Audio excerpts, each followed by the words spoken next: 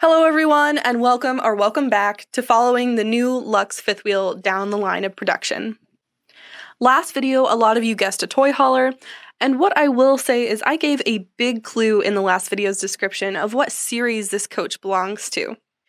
And with that, we're going to keep moving on and talk about flooring. After the chassis has gone through insulation, electrical prep, and the bottom side being sealed, it comes here to the flooring section. Between the chassis and the floor, we laid down a woven, highly durable, waterproof material called Darko. And then we laid down a radiant barrier, which prevents radiant heat from the exterior to penetrate into the floor.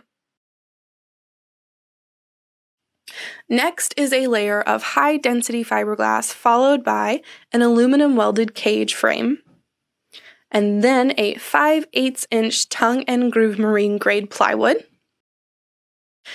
After being put on the chassis, our team hand lays residential tile, which they are prepping to do here shortly and we'll have to see in the finish next time.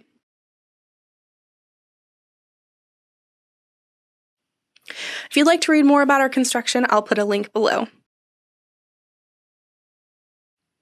I'd love to have more guesses before our big reveal that will be coming out on Christmas.